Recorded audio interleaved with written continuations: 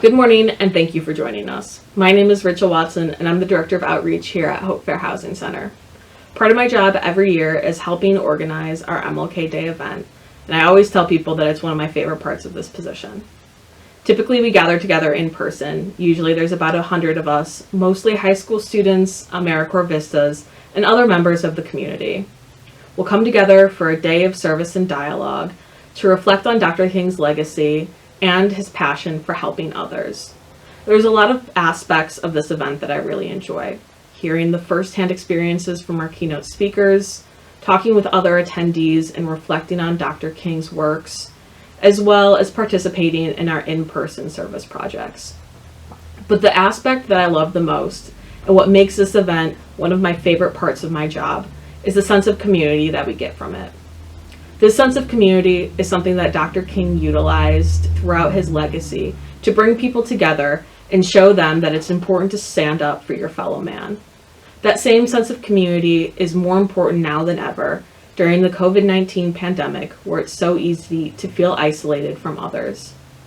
You'll be hearing more later on about Dr. King's connection to the fair housing movement from our Executive Director, Evelyn Sanguinetti, as well as from our special keynote speaker, Lieutenant Governor Juliana Stratton. You'll also be hearing from our intern Rolando, who will be highlighting our MLK Service Grant recipients, the Wilmington High School National Honor Society, and Inside Out Club. Before that, we wanted to showcase a video created by the National Fair Housing Alliance in partnership with Nationwide called 7 Days. It chronicles the 7 days between Dr. King's assassination and the passage of the Fair Housing Act. It is because of both Dr. King's lifelong work and the widespread protests that swept the country that the Civil Rights Act of 1968, which included the Fair Housing Act, was passed.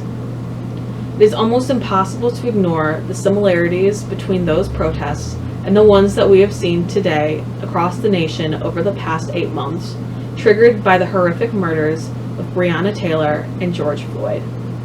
Dr. King himself once said, "True peace is not merely the absence of tension, it is the presence of justice." And that justice is what we are still fighting for here today. Without further ado, 7 days.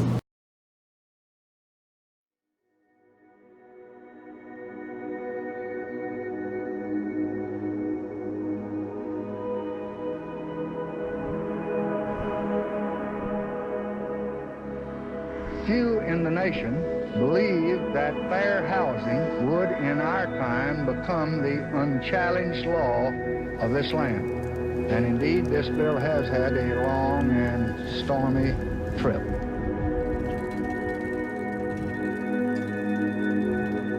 Well, I don't know what will happen now. We've got some difficult days ahead.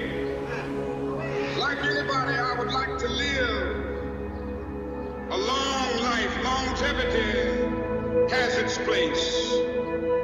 But I'm not concerned about that now.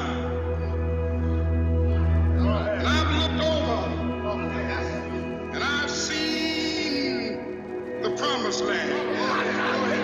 I may not get there with you, but I want you to know tonight that we as a people will get to the promised land. So I'm happy tonight. I'm not worried about anything. I'm not fearing any man.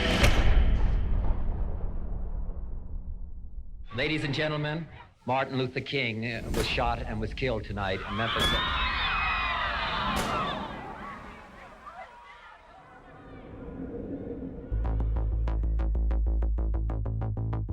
The death of the prophet of nonviolence set off the worst outbreak of arson, looting, and criminal activity in the nation's history. Washington's ghettos burned within a few blocks of the nation's capital. The life of a man who symbolized the freedom and faith of America has been taken. And no words of mine can fill the void of the eloquent voice that has been stilled. But this I do believe deeply. The dream of Dr. Martin Luther King Jr. has not died with him. President Johnson was willing to speak up and say, we have to pass a fair housing bill. Hello, Mr. President? Yes, Dick. We're in trouble. We need some help. Yes? I'm afraid of that. Federal troops, for the first time since the Civil War, took up positions to guard government buildings. Nothing's probably touchier than your own neighborhood and your own home or your own apartment. The administration, which supported the bill, said this has no chance. The other stuff is okay, but this will kill any politician that touches it. Well, I just could not live beside them. I don't feel that they should be oppressed. But I moved here because it was a white community. I have 2 daughters and 2 sons. And if there's too many colored people around here, I definitely will get out. I think that, well, the property values will immediately go down if they are allowed to move in here in any number.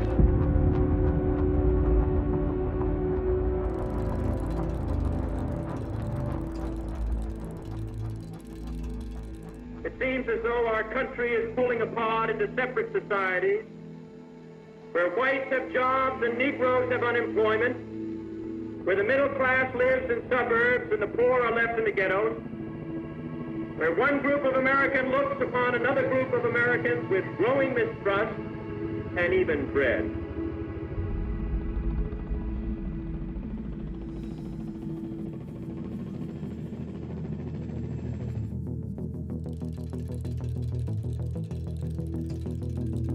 Then the bill went over into the House Rules Committee, and under the chairmanship of the famous Judge Smith, a right-wing segregationist from Virginia, he wouldn't hold hearings on it. He would take the bill home so nobody could act on it, and we were running out of time. Thousands flowed through the rainy streets of Memphis this day, finishing a march that Dr. King planned to lead in support of striking garbage workers. How many men must die before we can really have a free and true and peaceful society?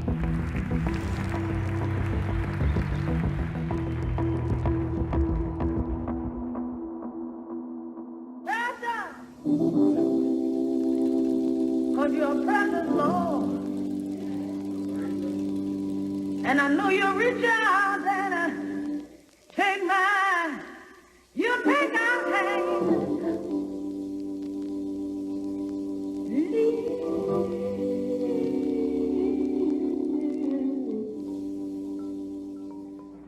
The death of Martin Luther King is a tragic thing, but no legislation should be passed as a memorial to anyone. In spite of the riots, I am going to support this legislation with all the vigor that I possess. The laws that we pass up here are for all time. The Martin Luther Kings come and go. The public reaction to this horror gave the sensible members of the committee a compelling argument that the House Rules Committee had to report that bill out. And I think that's how we got our bill. They just didn't dare bottle it up any longer. And I have a dream that one day Negroes will be able to buy a house anywhere that their money will carry them. At long last this afternoon, fair housing for all is now a part of the American way of life. Democracy's work is being done, and the bell of freedom rings out a little louder. We have come some of the way, not near all of it. The fight still goes on because we unfortunately have the laws, but we don't have the enforcement. That we have changed, but we still have the same kinds of discrimination. The U.S. Commission on Civil Rights said today that efforts by federal agencies to end housing discrimination have been generally superficial or incomplete. President Carter has ordered federal agencies to use all means possible to strengthen fair housing programs. For the first time, people with disabilities and families with children will be protected from housing discrimination. President Reagan signed legislation today designed to toughen up the nation's fair housing laws. Why did you take part in this demonstration today? Just because there was a huge crowd, or did you have any personal reason? Well, I took part in this march today because of Martin Luther King and what he stood for, because this march is what he died for. You know what he stood for? Yes. He stood for nonviolence and peace for all men of all kinds. And I think if he died for it, I could carry out what he started.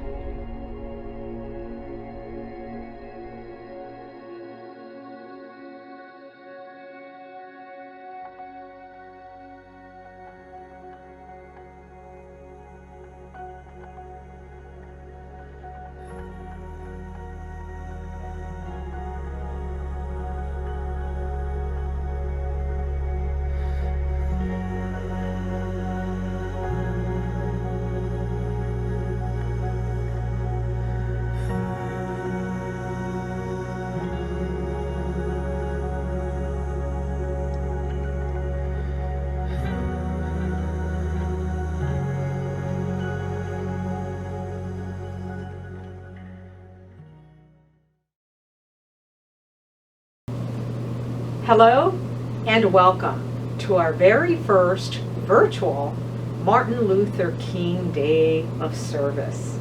This is very special for us. We have a lot to show you today. Let me tell you a little bit about Hope Fair Housing Center. I became its executive director last summer in June. We are the oldest and largest fair housing center in all of Illinois. We were born in 1968. After the death of the late and great Dr. Martin Luther King, whose legacy we are honoring today. Here at the Hope Fair Housing Center, we fight discrimination and segregation in housing in all of its forms. We do that through education, we do that through outreach and enforcement. If you ever have any questions for us, our services are free. And if we can't help you, we will connect you with someone who could. 630-690-6500. Otherwise, you could find us at hopefair.org. Now, without further ado, we have a very special surprise for you today. And it is our keynote speaker, Juliana Stratton. She's very special because she is Illinois' first African American lieutenant governor. She is the 48th lieutenant governor in our great state, but she has a very special connection to housing, to equity, and to fairness. So without further ado, I would like to introduce you to Illinois' 48th lieutenant governor, Juliana Stratton.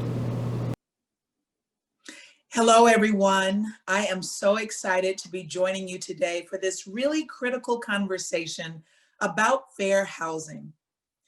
During these unprecedented times, we continue to battle COVID-19 by wearing our masks, washing our hands, and watching our distance. I want to commend the Hope Fair Housing team for putting on this virtual event. Your efforts allow us to continue to uplift the work while staying safe. And I want to thank you for that. And many thanks to Executive Director Evelyn Sanguinetti for the invitation and for your leadership at the Hope Fair Housing Center. In that role, you bring more than 20 years of experience in law and government, including, of course, your impact as the first Latina to hold the office of Lieutenant Governor of Illinois. Thank you to the Board of Directors and President Jay Mitchell for your dedication. And I would also like to acknowledge the MLK Service Award winners, Wilmington High School and the Inside Out Club of DuPage, for all that you do to give back to the community.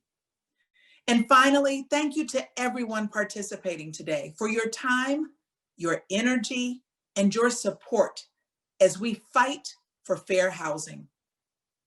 The fight for fair housing must continue, and it must be won. That's because housing is more than just a roof over our heads. Housing is a symbol of equity, security, and promise. Every person deserves fair access to affordable housing. It provides room to grow our families and our talents. It helps us to make positive contributions to our communities and to our country.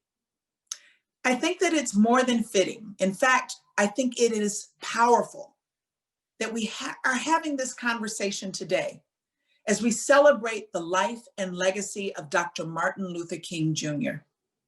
That's because Dr. King embraced this philosophy and elevated it more than 50 years ago. Dr. King led the Open City campaign. In 1966, Dr. King moved his family to a west side of Chicago apartment to advocate for fair housing in America. Dr. King picked Chicago because it was a mecca during the Black migration movement. Black families moved north as they fled the South and its abject poverty, lynchings and other forms of violence, and chronic racial discrimination in education and land ownership. But guess what? There was systemic racism in the North as well, and housing was right at the center of it. It is the work that began here in Chicago with Dr. King that led to the passage of the Fair Housing Act of 1968. And in that same year, the Hope Fair Housing Center was established. This organization heard the mission and answered the call. Hope continues to uplift the legacy of Dr. King by working to create opportunities that will end housing discrimination that is far too prevalent in this country. Government data estimates that there are 4 million incidents of housing discrimination every single year. Think about that.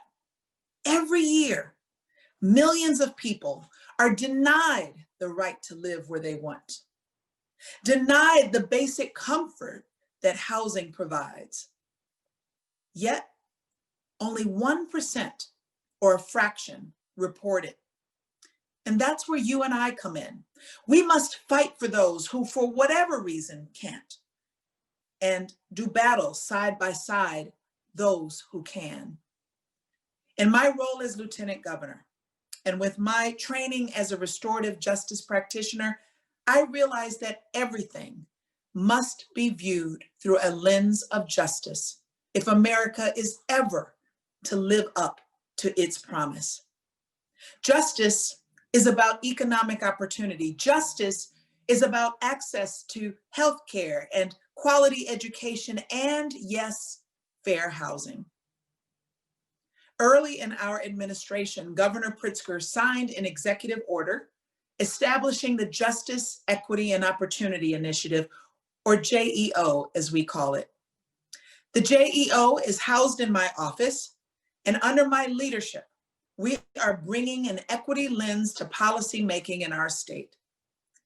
When my JEO team talks about housing justice, we understand that it is the baseline for how our lives are shaped and how possibility happens for everyone.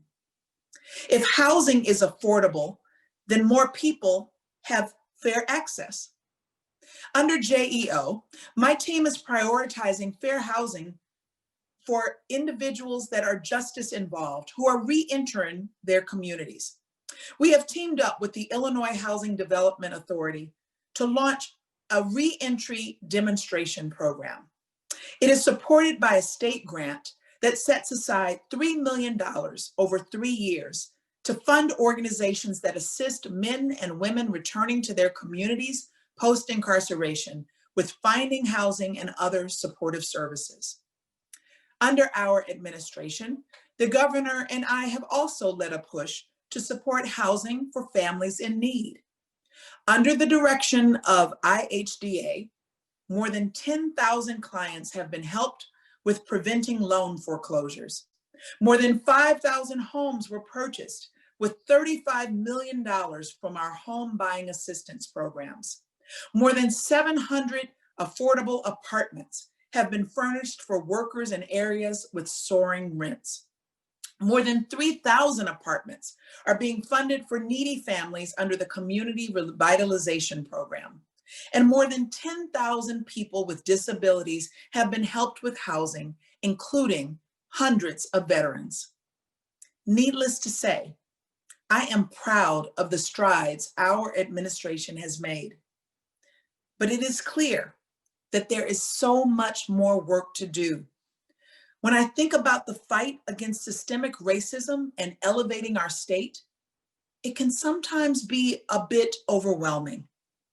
But I lean on the inspiration of Dr. King, John Lewis, and men like my father, Dr. Henry Wiggins, who marched in Selma. They understood that we must charge ahead and do whatever we can to change policies and ideas to truly reflect that we honor one another's humanity. John Lewis called this getting into good trouble. I like that. You know, my father marched in Selma, and I know that his courage and the courage of others on the Pettus Bridge have paved the way for me and so many others. So let us continue to be inspired to do all we can to help others, to be a part of positive change. Thank you for your support in the fight for fair housing. And thank you for your time today. 2021 is a new year and a new beginning. So let's get things done together. Thank you so much, Lieutenant Governor Juliana Stratton. Isn't she amazing? And isn't her story amazing? Now, I'd like to turn this matter over to our scholarship recipients. They're very special. You're going to enjoy it. I'm turning this case over to Rolando Santana to talk about these scholarship winners.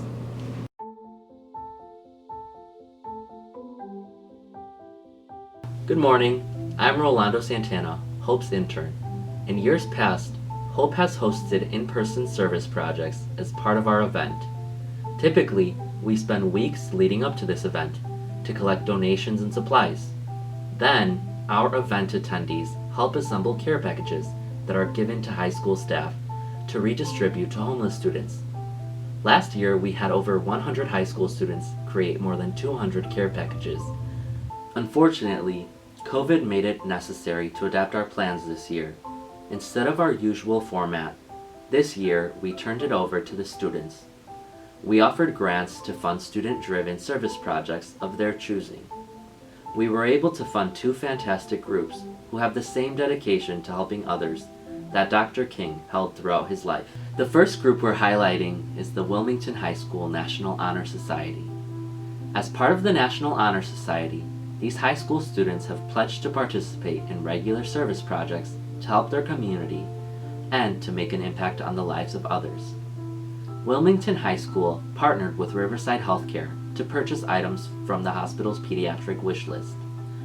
In the pediatric unit, during this time, with the pandemic, the young patients are not allowed to have many visitors, meaning that they spend most of their time alone.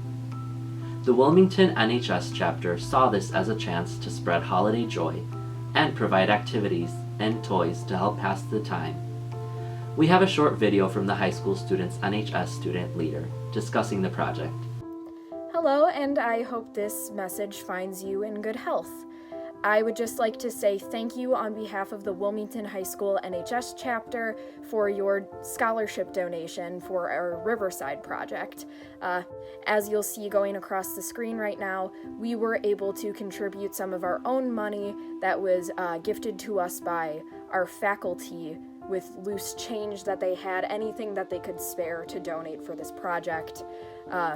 As you'll see now going across your screen, these are the gifts we were able to purchase with the funds we had, and we'll be able to get this to all of the kids at Riverside so they'll have Christmas presents to open up even if they can't see their family members, which is so important during these trying times because some of these kids might not have seen their family members since they were either admitted or since the pandemic started, whatever came first for them. But it's really crucial that we did this project, and it is amazing what you were able to do to help us out on our journey. So thank you so much, and happy holidays. The second group we partnered with is Inside Out Club, a nonprofit in Naperville. Their mission is to develop kids with character inside and out. Their programs focus on a curriculum in social and emotional learning to help people recognize and manage their emotions, develop empathy, maintain cooperative relationships, and make responsible decisions. Hope worked with Inside Out Club to sponsor a virtual scarf knitting workshop for kids. The scarves knitted went to the local homeless population. Hi, I'm Marion Ruthig, the Executive Director for Inside Out Club DuPage. We are all about empowering preschool and elementary age kids to live their lives inside and out. By that we mean we help kids build character skills like kindness and empathy through community service and engagement. I wanted to thank so much the Hope Fair Housing Center for supporting this service project right here. We had 27 kids take part in a virtual weekend event to make these homemade fleece scarves for Hesed House and DuPage pads, as well as these wonderful cards to bring joy, hope, and love to those that are experiencing homelessness this holiday season. Thank you again so much. If you'd like to learn more, please visit insideoutclub.org.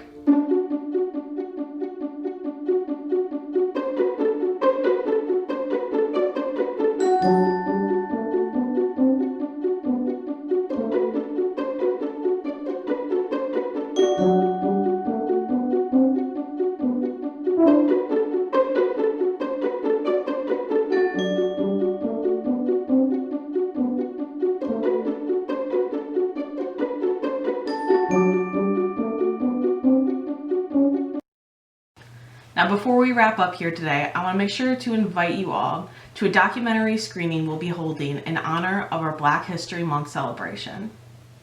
The documentary we'll be showcasing is called The Color Tax: The Origins of the Modern Day Racial Wealth Gap. It's part of a 5-episode series which highlights the story behind how Chicago and its suburbs constructed one of the nation's most racially segregated communities, how that shaped the lives of generations past, and what it means for us today. After the showing, we'll also be having a panel discussion and Q&A with the filmmaker himself, along with local housing advocates and historians. All of this will be taking place on February 16th from 2:30 to 4 right here on Zoom. Make sure to keep an eye out on your email for more information about how you can register for the event. Thank you again to Lieutenant Governor Juliana Stratton, and most importantly, to all of you here today for joining us and for supporting Hope's mission. I sincerely hope to see you all next year in person for our 2022 MLK Day event. In the meantime, be well and stay safe.